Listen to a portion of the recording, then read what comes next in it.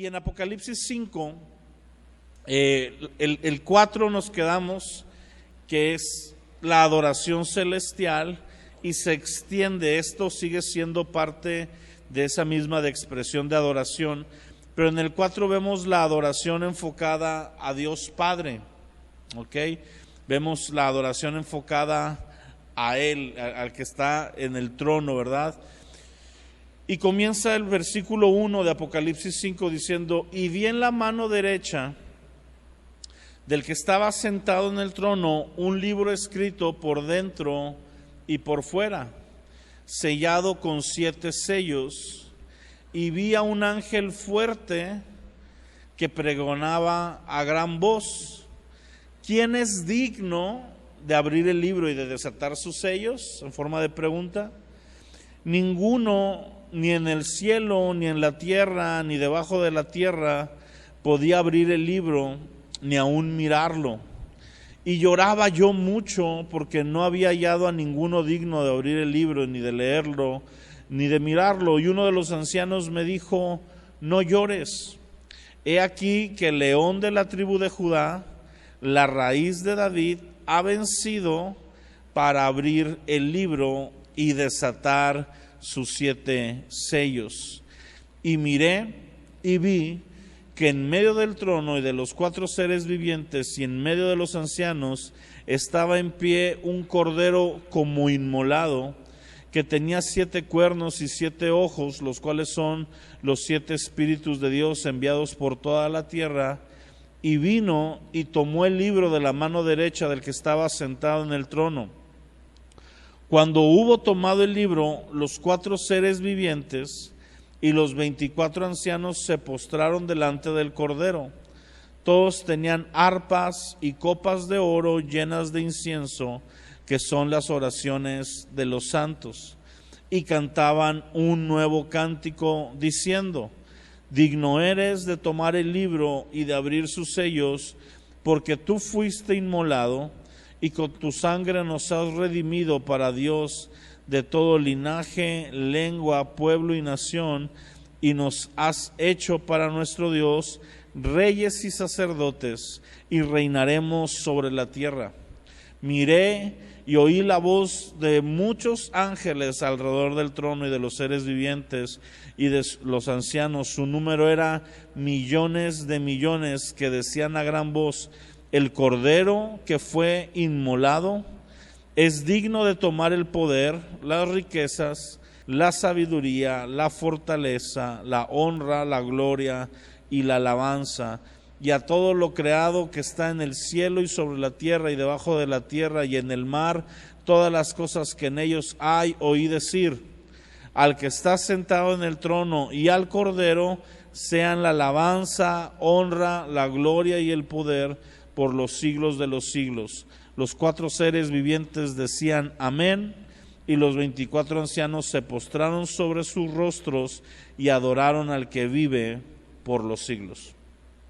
Qué hermoso cuadro, ¿verdad? Ahora vemos este cuadro de adoración enfocada en Cristo, en el Hijo, que es el semejante al Cordero, ¿verdad? Pues es nada más y nada menos que Cristo.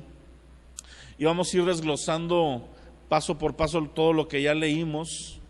Y lo primero que vemos dice: vi en la mano derecha del que estaba sentado en el trono un libro. Ahí la palabra libro la puedes sustituir por rollo, ¿verdad? Porque realmente es un rollo, como tipo de esos de papiro. No es un libro como los que nosotros hoy vemos como libros, ¿verdad? Y este rollo está escrito por dentro y por fuera y está sellado con 7 sellos. Un ángel, me llama la atención que dice: vi un ángel fuerte. Me llama la atención cómo lo habrá visto, por qué hace la distinción de que él es fuerte. ¿Sí? No sabemos, no voy a especular, simplemente es un detalle que a mí me llama la atención, porque en sí los ángeles pues son figuras imponentes, son figuras fuertes a simple vista, pero como que pues de alguna manera sobresalía, o no sé si tenía un letrero, ángel fuerte, ¿verdad? No sé, pero él pregonaba a gran voz preguntando: ¿quién es digno de abrir el libro y de desatar sus sellos? Y aquí vemos una de las primeras preguntas que surgen cuando vemos esto, y que realmente no tenemos una respuesta bíblica acerca del tema. Tenemos meramente estudios y cosas que nos pueden decir qué pudiera ser, pero ¿qué es este libro? ¿Okay? La mayoría de los teólogos y de los estudiosos coincidimos en que este libro viene siendo un título de propiedad de la tierra. ¿Okay? ¿Por qué? Porque los títulos de propiedades tenían estas características. Eran rollos que eran sellados por 7 testigos distintos. ¿Ok? Y aquí se dice que las 7 iglesias de Apocalipsis son esos 7 testigos. ¿Y quién gobierna sobre estas 7 iglesias? Cristo, el Cordero. Acuérdate que Él se presentó en medio del candelabro y con las estrellas en su mano, y hablando al ángel de cada una de las iglesias, y por eso viene siendo el testigo que puede destapar cada uno de los sellos, porque es por encima aún de esta iglesia. Las 7 iglesias fungirían como lo que se le llama testigos, ¿okay? Tenían que ser 7.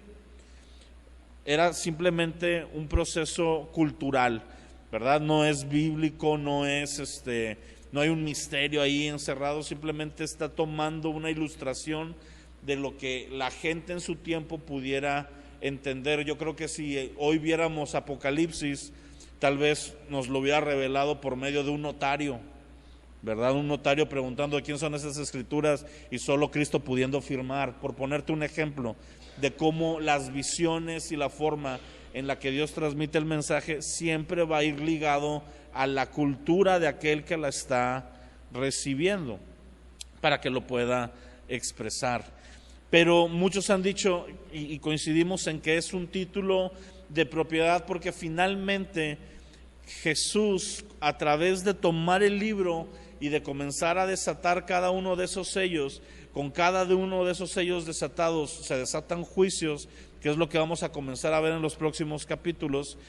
3 tandas de 7 sellos, 7 trompetas y 7 copas.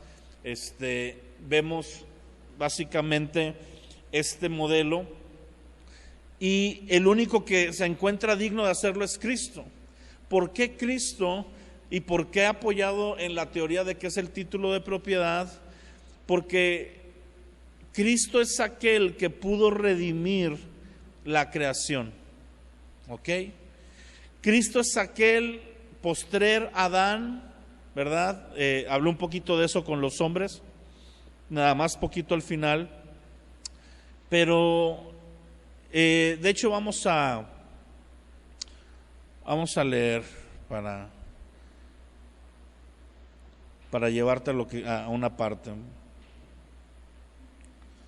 Cristo es la figura del postrer Adán, donde viene a ser el Adán perfecto o el Adán sin error.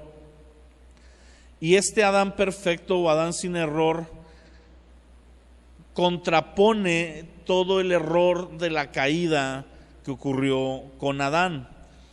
Cuando Adán pecó, y con Adán obviamente estoy incluyendo a Eva, ¿verdad? Pero menciono a Adán porque era la figura de autoridad, ¿ok? Acuérdate que Dios siempre trata los juicios y las cuentas con las figuras de autoridad, ¿ok? Entonces Dios le pide cuentas o trata directamente la situación de la caída, la situación de la rebelión con Adán, porque a Adán se le dio la autoridad de toda la creación. Fíjate la autoridad que tenía. No tenía solo autoridad sobre Eva, tenía autoridad sobre toda cosa creada. Vendría siendo esta figura parecida a José en Egipto, donde solamente el faraón era más que él, pero realmente si te fijas en Génesis, ¿quién gobernaba? era José. El faraón delegó tanta autoridad que confiaba que José iba a tomar las decisiones correctas, y José era un representante de faraón, estaba investido con un vestido real y con un anillo de autoridad. El hombre estaba desnudo físicamente, pero estaba revestido de la gloria de Dios. Fuimos hechos a su imagen y semejanza. Y cuando Adán emitía una orden, la creación se sujetaba, porque Adán tenía la autoridad delegada de Dios para representarlo en la creación. De modo que el león, cuando se sujetaba a Adán, pues se sujetaba a Adán porque en cierta forma veía a Adán, pero veía la gloria de Dios también en él, y decía: yo sé que no es Dios, pero tiene algo impregnado de Dios.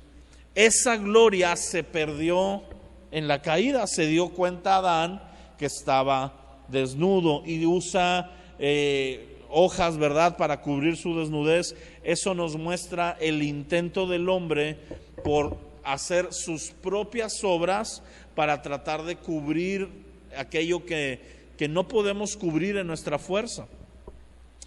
Y entonces dice la palabra en Romanos que así como la muerte entró a la creación por medio de un hombre, vino vida y redención.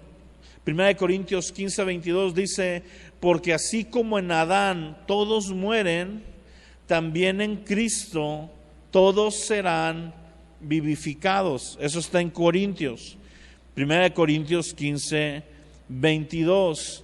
Y luego en Romanos 5:12, vamos a verlo rapidito desglosado.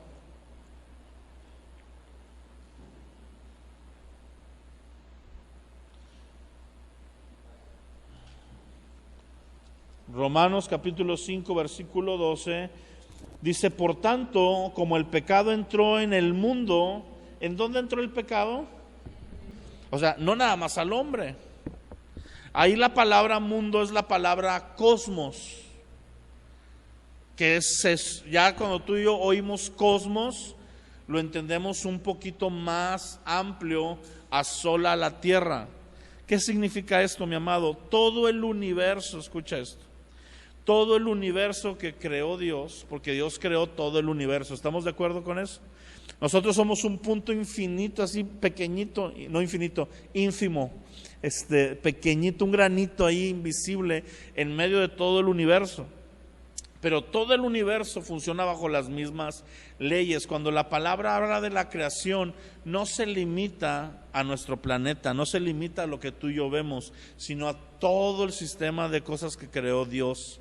Y por eso se usa la palabra cosmos. El pecado entró en el cosmos, no solo en el hombre. El hombre estaba dentro del cosmos y el hombre lo introdujo al cosmos. ¿Por qué? Porque el hombre estaba por encima de. Entonces, todo lo que pasara por el hombre iba a afectar a todo lo que estaba bajo su autoridad. Pero entonces el pecado entra al mundo por el hombre, y por el pecado la muerte, y la muerte pasó a todos los hombres por cuanto todos pecaron. Pues antes de la ley ya había pecado en el mundo, pero donde no hay ley no se inculpa de pecado. No obstante, reinó la muerte desde Adán hasta Moisés, aun en los que no pecaron a la manera de la transgresión de Adán, el cual es figura del que había de venir, o sea, de Cristo.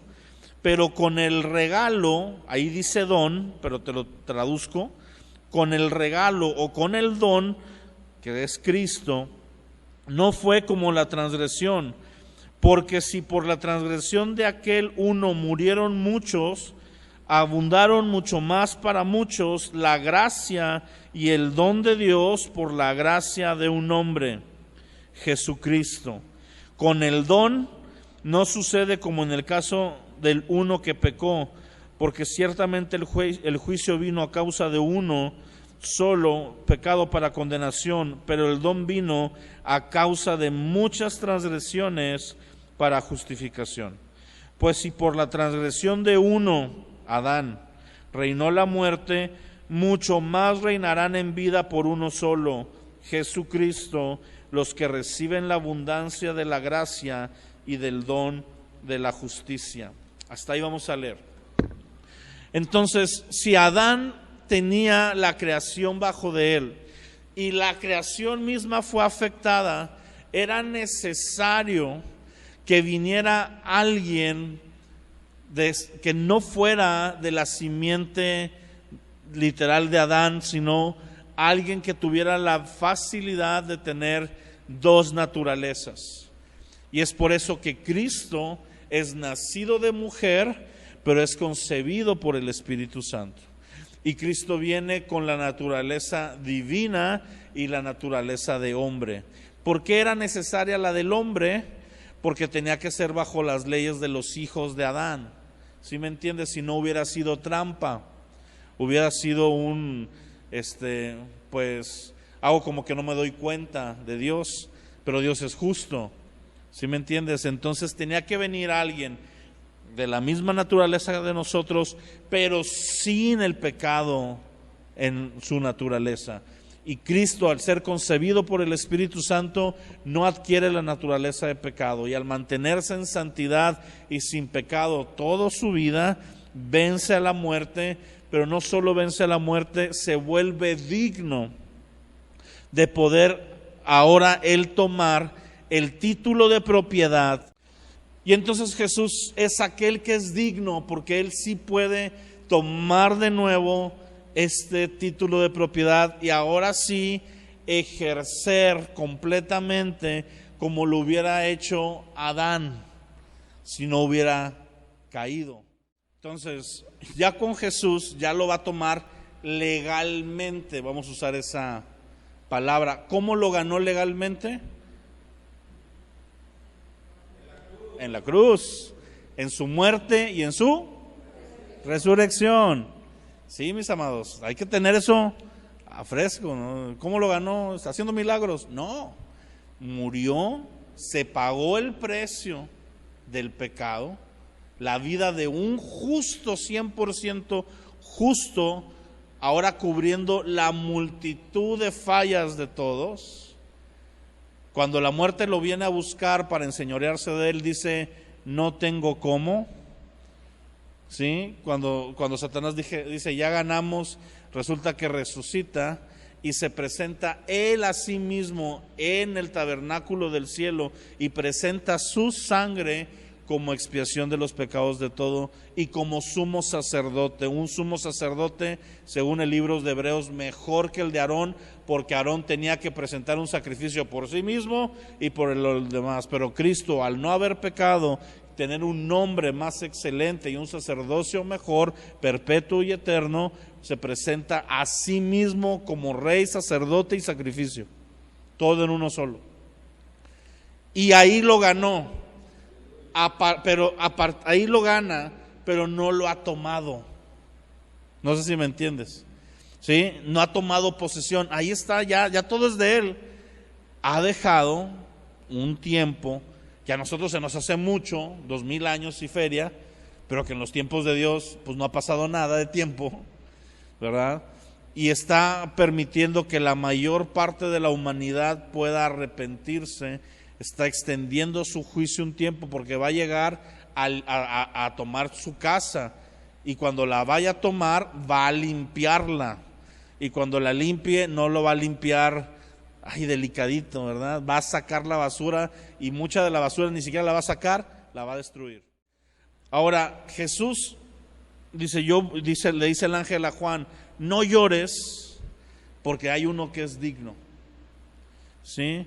Este mensaje de no llores porque hay uno que es digno lo puedes llevar a cualquier punto de tu vida. Es que ando agüitado porque estoy enfermo. No llores, hay uno que es digno y que al final trasciende más allá de tu enfermedad. Es que ando preocupado porque en el trabajo el nuevo gobierno entró y andan tumbando cabezas, y tranquilo, no llores, hay uno digno y tú le sirves a ese digno.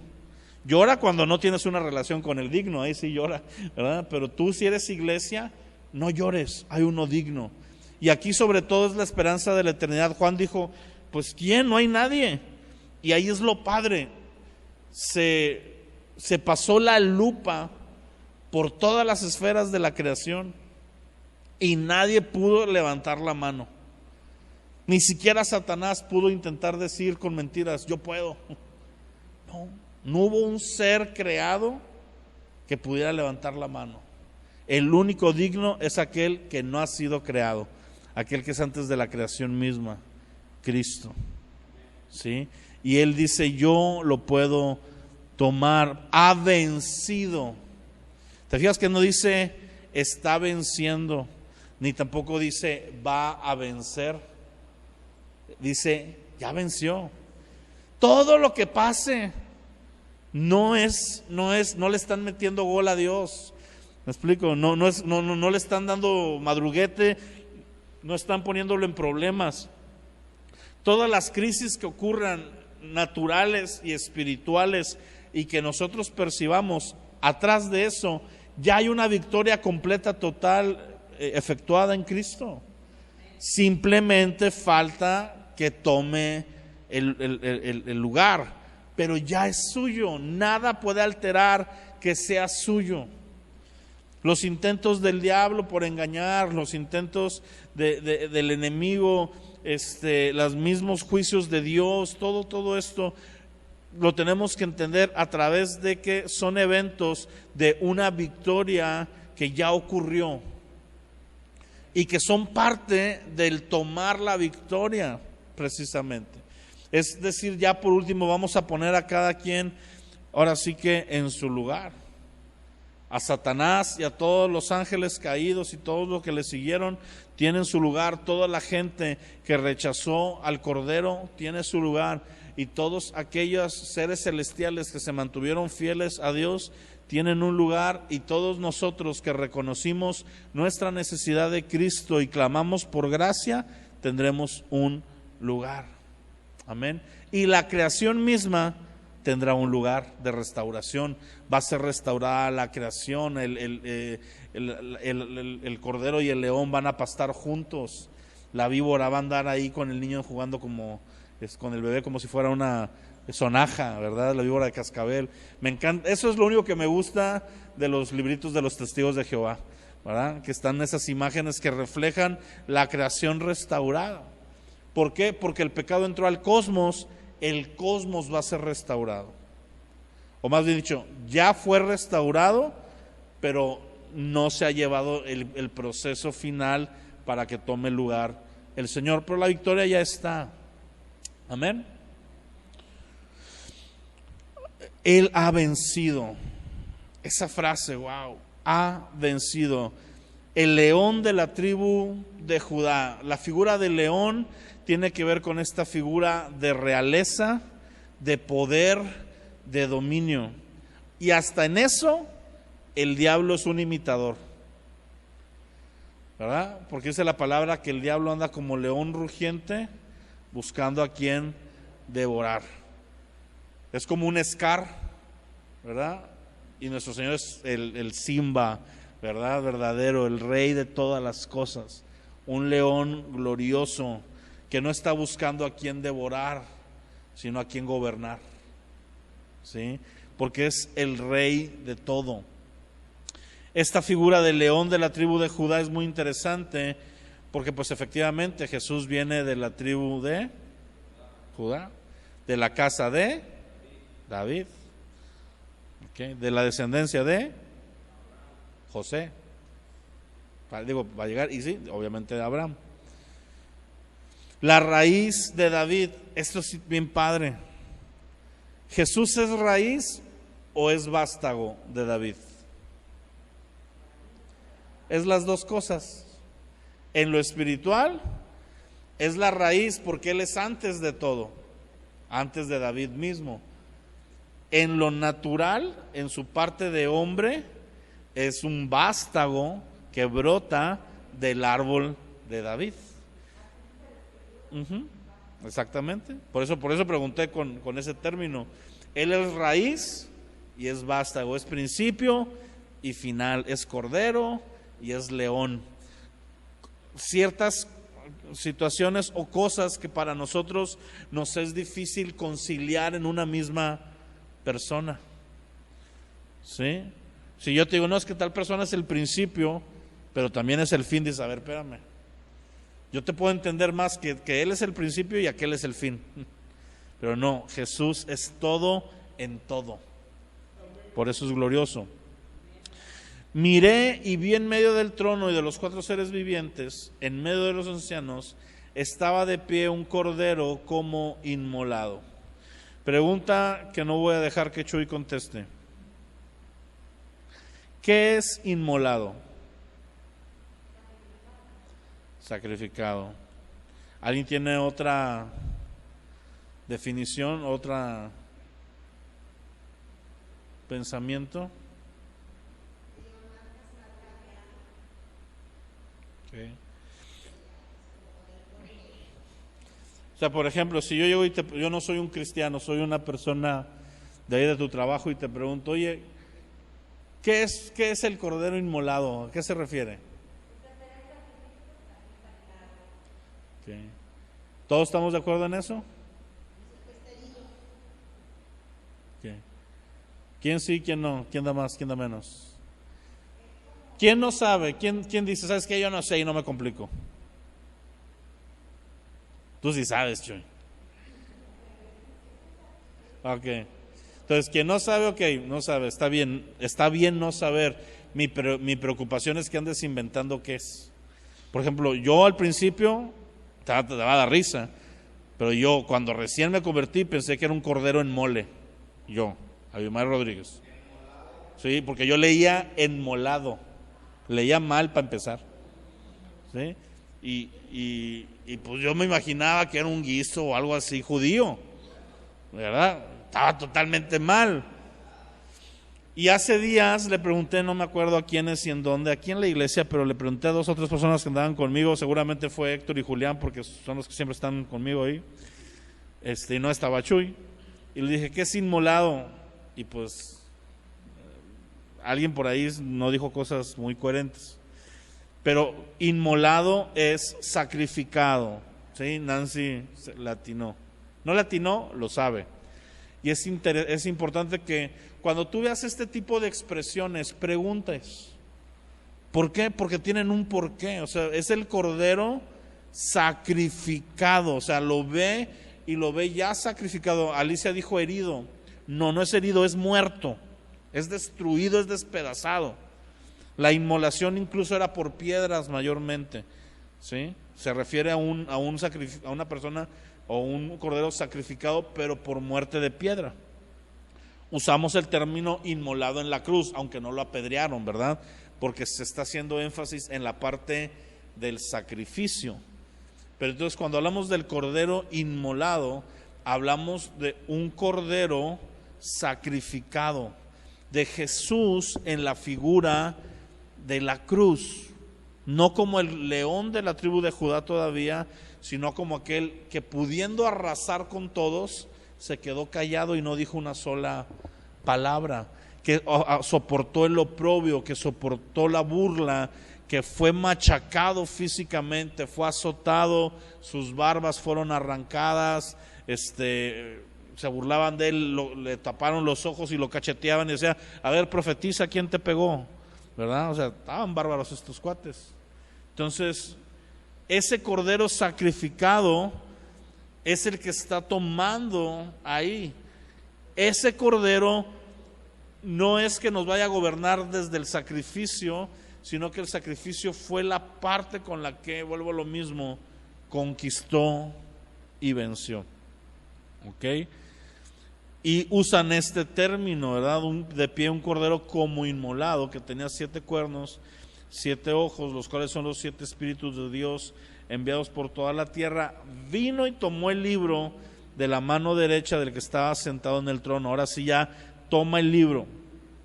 Y cuando hubo tomado el libro, los 4 seres vivientes, estos que están cubiertos de ojos por dentro y por fuera, y 6 alas, ¿verdad? Y todo este rollo.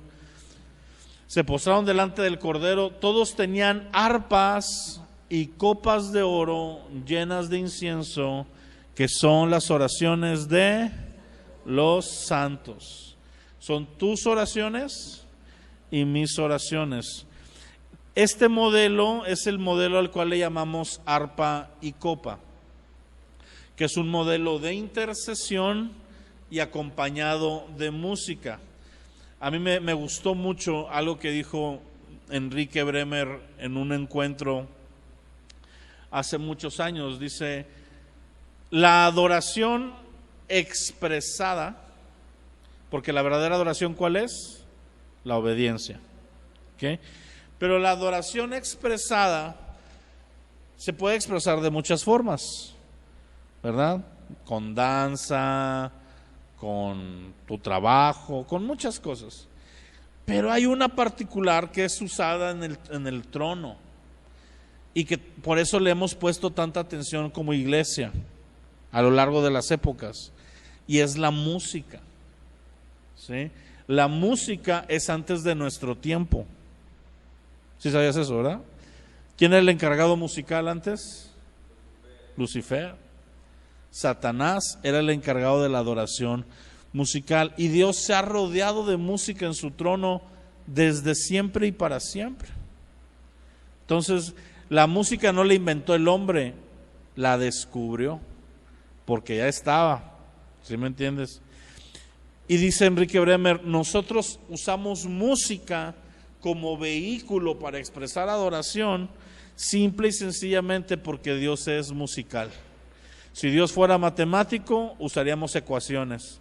Y digo yo, gracias a Dios que no, ¿verdad? Porque entonces yo sería el vato menos adorador del mundo. No sé ni multiplicar 100 por 300, me pones en problemas, ¿verdad?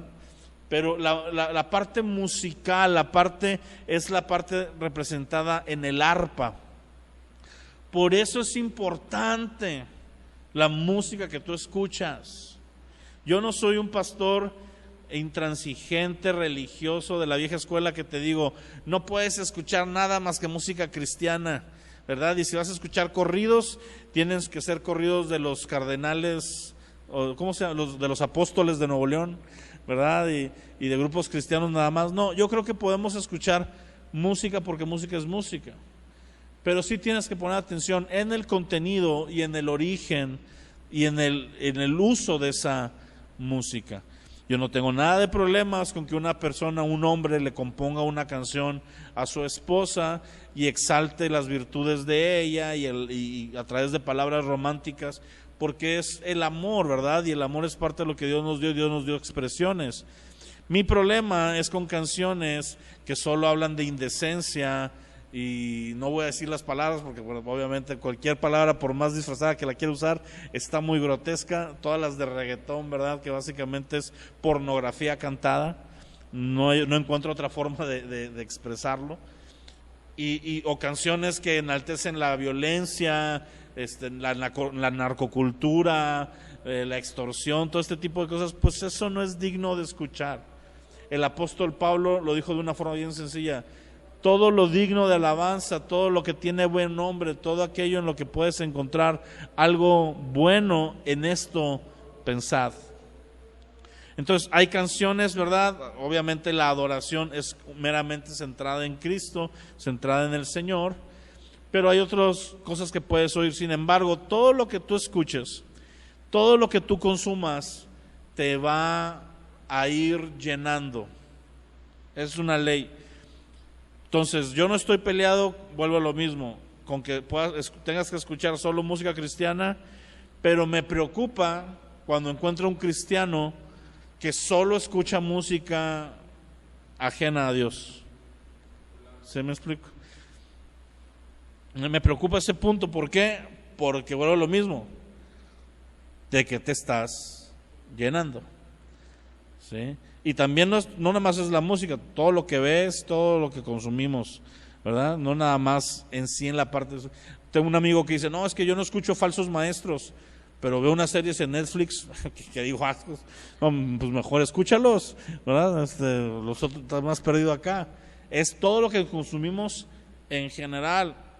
Eso incluye cuando hablamos mal de la gente entre nosotros, de los chismes y las discordias. ¿De qué nos estamos llenando? ¿Verdad? Me fui un poquito por ahí. Pero la parte del arpa es esta parte musical. Por eso, no sé si te das cuenta, pero la parte musical en los momentos de adoración de la iglesia en conjunto produce una atmósfera, yo le llamo una atmósfera del cielo, ¿sí? Cambia la atmósfera, cambia el ambiente. ¿Por qué? Porque Dios está ínfimamente relacionado con eso. Ahora, la adoración siempre va ligada, la verdadera adoración siempre va ligada a la intercesión. La intercesión, luego podemos tomar todo un curso de oración, y tengo, de hecho, hay una serie de oración del año pasado ahí en línea, todavía la puedes escuchar, pero yo le llamo a la intercesión de una manera práctica el grado más alto de oración. ¿Ok? Y te voy a decir por qué. Más alto en el sentido de lo que produce y de con quién nos identifica. Hay oración de comunión, esa es la mejor a nivel de intimidad.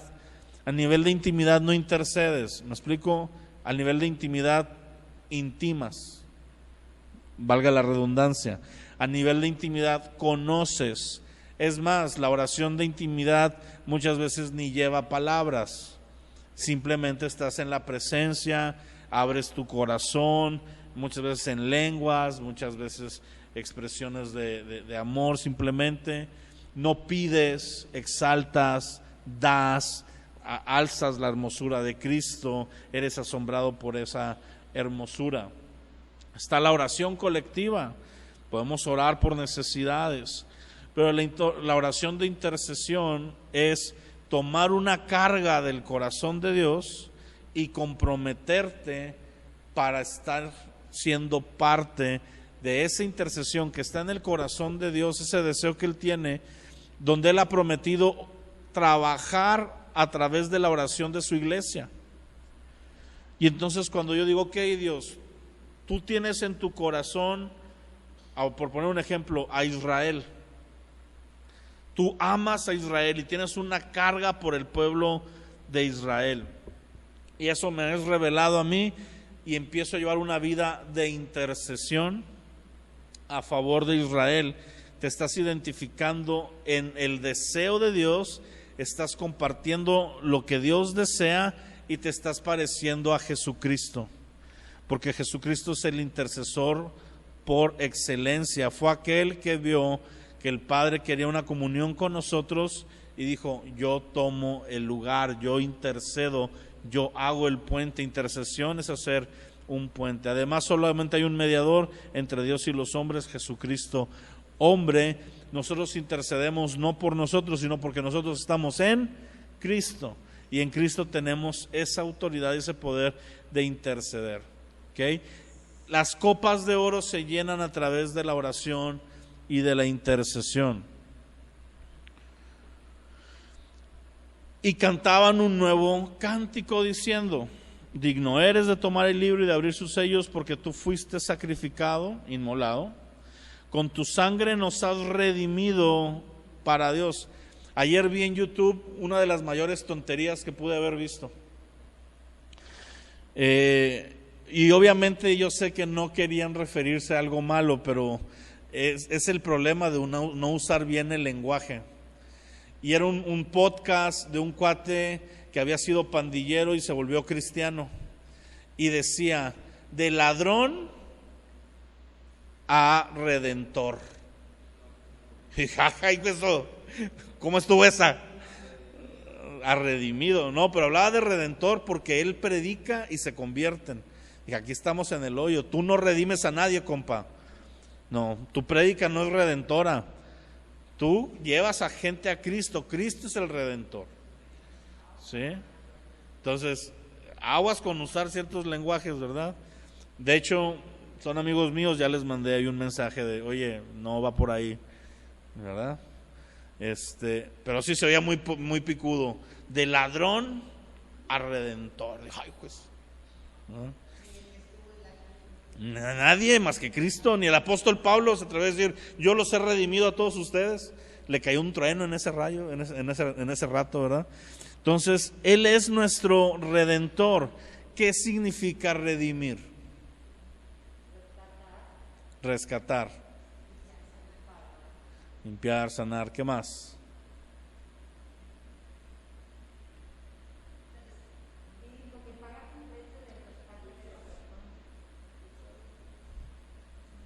¿Quién da más, quién da menos?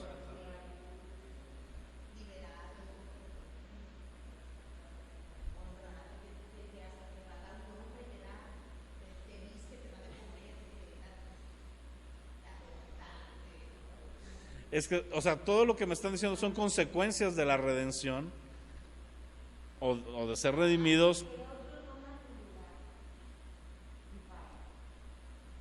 Redimido es cuando alguien que te creó y que le pertenecías y te fuiste, te vuelve a comprar. Eso es redención. Redención o redimir es, o sea, es el verbo, ¿sí? Dios, habiéndonos creado y siendo suyos, nos fuimos y después por precio de sangre nos compra. Y la figura bíblica que lo ves más claro es Oseas y su esposa, la cual legalmente era de él, se va con sus amantes y vuelve a ir y la vuelve a comprar. Cuando él pudo, yo no la tengo que comprar, es mía. Pero una forma de expresar un amor profundo, ¿sí?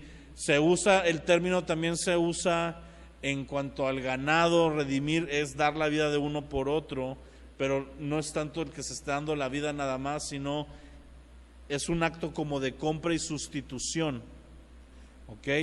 Entonces, cuando habla de que Él nos ha redimido, tiene que ver con este sentido. Y nos redimió para Dios. Cristo nos redime para el Padre. Es estas partes donde tenemos que entender a la Trinidad como uno solo, pero actuando también en sus tres personas. Claro que Cristo es el mismo que el Padre, pero Cristo, el Verbo encarnado, fue el que pagó con precio de sangre para redimirnos para el Padre. ¿Sí entendemos esa parte? Nos has redimido para Dios de todo linaje, lengua, pueblo y nación. La iglesia es la única figura 100% inclusiva en medio de un mundo de inclusión falsa. En la iglesia estamos de toda lengua, de toda tribu, todo pueblo y toda nación. ¿Sí?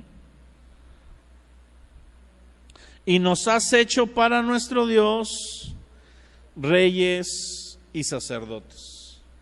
Vuelvo a reiterar, la frase completa o correcta es: nos has hecho sacerdocio real.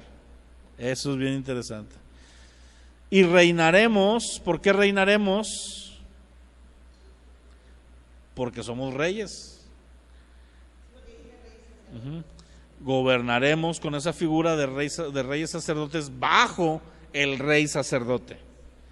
No tenemos autoridad ni nosotros solos. Me acuerdo que en una ocasión estaba hablando con una persona sobre el término de decreto. Dicho sea de paso, si tú eres de los que decretan, no decretes, no sirve para nada, ¿verdad?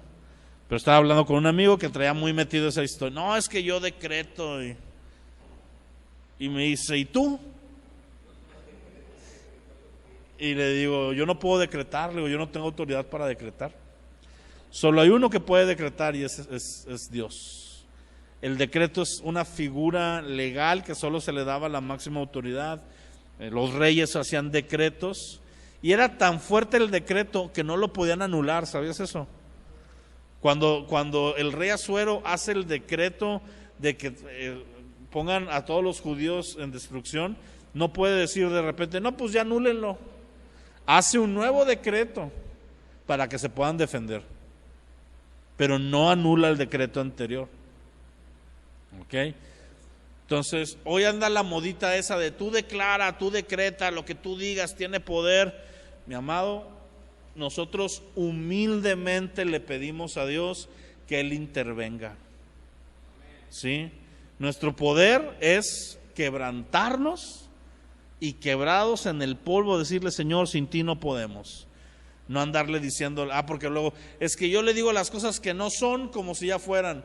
Cuando la Biblia usa ese término, lo dice acerca de Dios. Aquel que dice y que llama las cosas que no son como si ya fueran. Tú y yo no andamos llamándole a las cosas que no son como si ya fueran.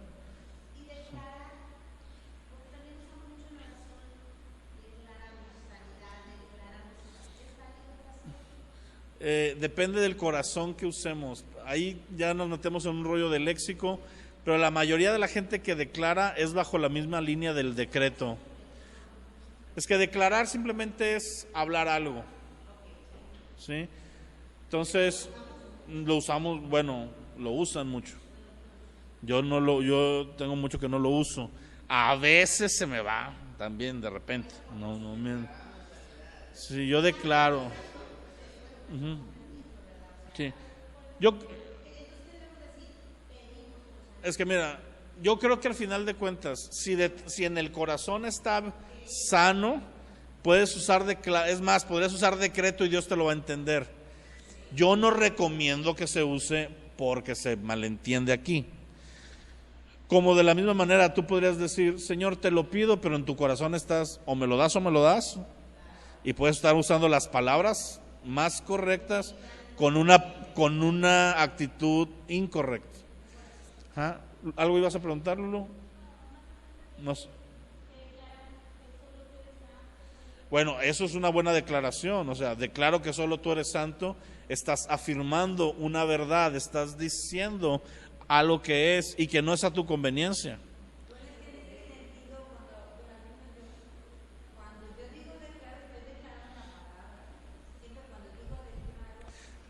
Pero es diferente declarar para adoración a declarar para sanidad. ¿Sí me explico? En una yo quiero obtener algo y estoy usando una declaración.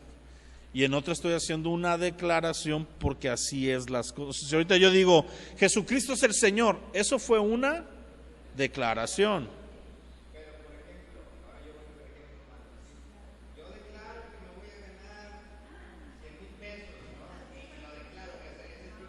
Si tú declaras eso, yo declaro que voy a andar contigo cuando te los ganes.